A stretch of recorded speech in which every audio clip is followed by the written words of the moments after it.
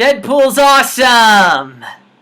Yeah, that's the short version, and I'm going to keep this video short just because there's probably going to be a million Deadpool reviews, and they're all more or less going to be praising it, and I'm pretty much in the same camp as everyone, and that Deadpool's really good, so I'm not going to waste too much time on it. But, I mean, regardless of how I feel about Deadpool, because there are some issues I have with Deadpool, but for the most part, I mean, I'm just grateful for this time period we're in. A time period where anything and everything can become a comic book movie, and most, like, no matter how obscure it is, because there was a time when I thought, okay, we're going to do comic book movies, but we're never going to get into anything too obscure, and not only can we do it, but we can do it well, and in this case, we finally got that Deadpool movie off the ground that just celebrates the character, and as far as the celebration goes, it's really, really good. I mean, there's not really that much of a story here. I mean, it's basically the origin of Deadpool and then him getting revenge on some guy. It's not that, I mean, like, the trailers pretty much show most of the action set pieces. Because again, it's not about the story, it's about Deadpool himself and just celebrating the fact that this character is on the big screen, being done right, no laser eyes, no Wolverine claws, no dumb powers, just Deadpool and his force, and Ryan Reynolds, he is Deadpool.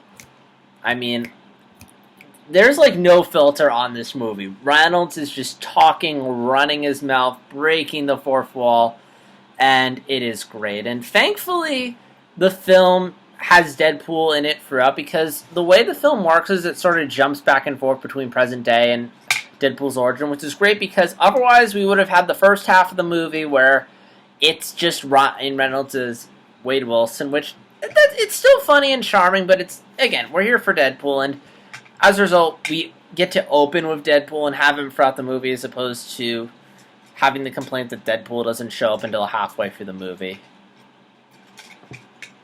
And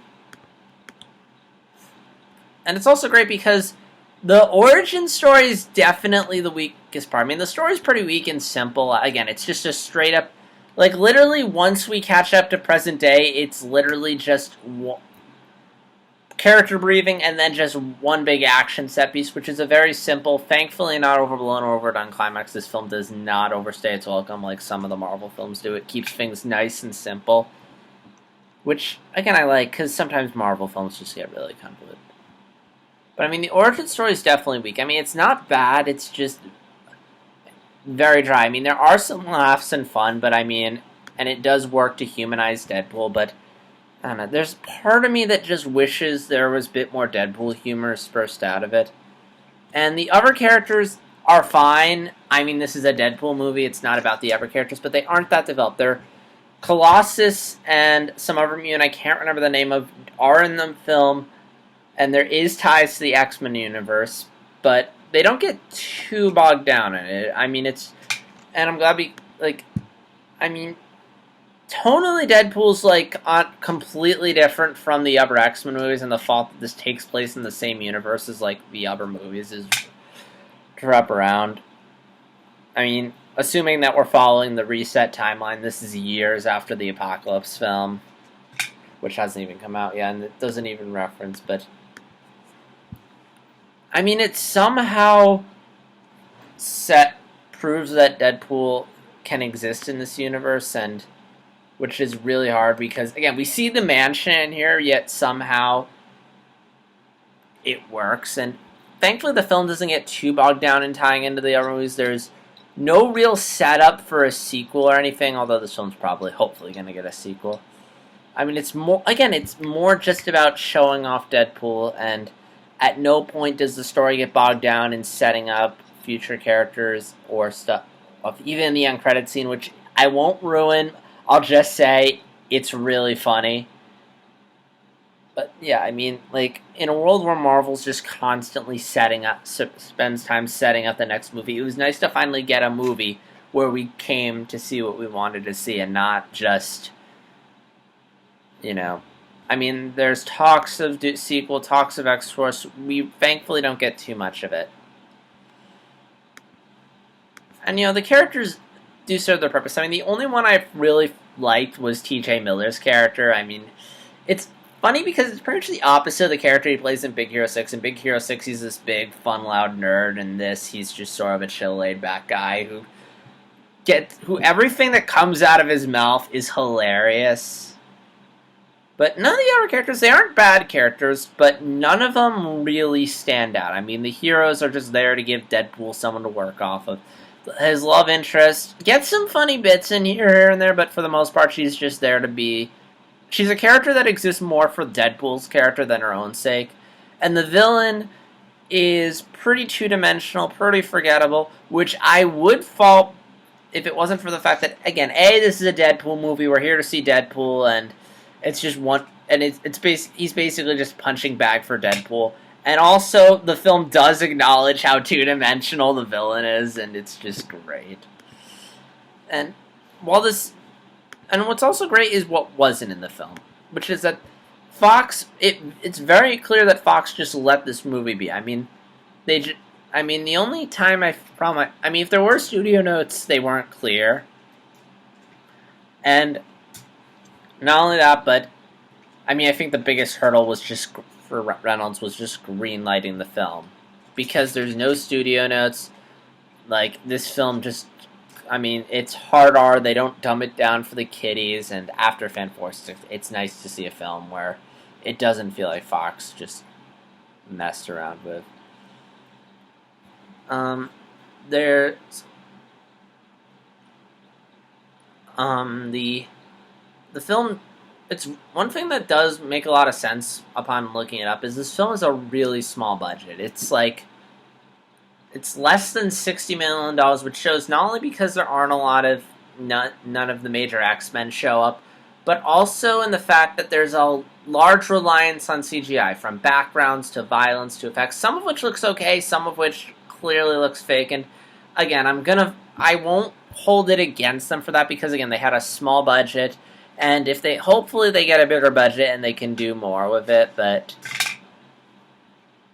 again, it's one of those, it's a little distracting because it's a lot of the CGI in this movie is really obvious, but again, when you consider what they had to work with, it's one of those things where I can forgive them. It's not like it was a big budget film, and yet in spite of that, they used CGI. And while the film's funny, you kind of wish there was more.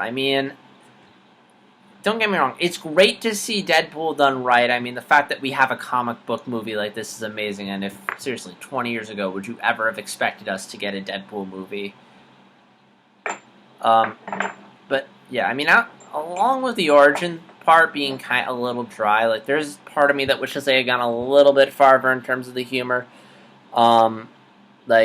A bit more risky with the jokes, maybe jab at some of the other studios out there.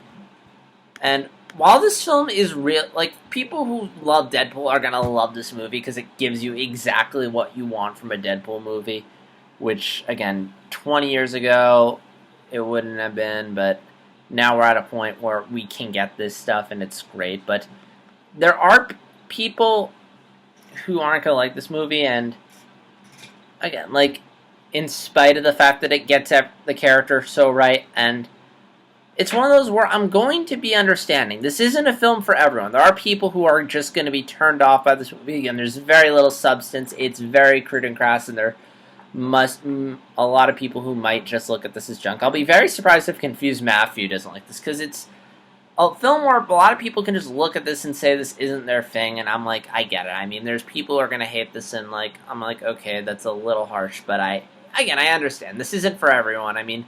There was a trailer for a film that showed before, which I'll talk about in the trailers bit, but I just looked at it and was like, this just doesn't interest me. But yeah, really good film. If you're a Deadpool fan, definitely see this. This is definitely we're in a golden age of comic books. The fact that we're in an age where an obscure comic book character can, Deadpool's not that obscure, but a character that isn't as mainstream can get adapted into a movie and done well, I think is impressive. And again, fans of the character are going to love this movie, and it's just a really good time at the movies, and the fact that we're in February and we have something really good, I think is impressive. And yeah, it's just a bummer that the next film's Batman v Superman, but yeah, this could be the best comic book movie of the year, just even if everything's good, Deadpool's just such a unique in terms of tone, character style that I don't think anything's gonna come close to it. So yeah, really good film. Go see it. I'm definitely gonna be watching this again when it comes out on Blu-ray. So I missed the first trailer. I was getting popcorn using the bathroom, but I caught all the others. One trailer was for a film called Hardcore Henry, which it's basically like a first-person movie, which could be interesting, but also could just be very gimmicky. And I get motion sickness pretty easily, so there's a good chance. Yeah, I'm playing with this rubber band. Do you mind? But anyway, I don't know. I just get motion sickness pretty easily, and this film looks like a pretty easy way to do that. I mean, I got sick enough just watching Big Short and the shaky cam in it. And, oh my gosh, imagine seeing the Cymax. Then there's The Purge Free, which is an example of a film that, again, like Deadpool, like, there's people who look at Deadpool and it's not going to be their thing. Purge is one of those things where I just look at the trailer and it doesn't interest me. I mean, I'll check out the first one, but, again, it just doesn't look like thing. Suicide Squad looks really good. I mean, I love the trailer for all the reasons everyone else does. It looks unique. It's embracing its fun tone, which is something that... and just bright, colorful. It basically feels like DC taking notes from Marvel and what works and not just ripping them off like Batman v Superman is probably going to do. Apocalypse looks fine, although I don't think it's going to come close to being as good as Deadpool. Then there's Eddie the Eagle, which Matthew Vaughn's name attached should have me excited, but there's a couple things that have me concerned. For one thing, I've never heard this movie. It could just be bad marketing, but it's just weird that this is the first time I'm hearing about the movie. It's coming out in a couple weeks, and the trailer for it really doesn't say anything about it. So, I mean, it could just be terrible marketing, but it just... something about that rubs me wrong. Hopefully it's good. And then there's Brother Grimsley, which I like Sacha Baron Cohen, but I don't know, this movie just... the humor in it just doesn't appeal to me that much. And that's all I have to say about Deadpool. If you've seen it, leave your thoughts in the comments below. And this is JStar60. And I'll see you guys later. Until next time, take care.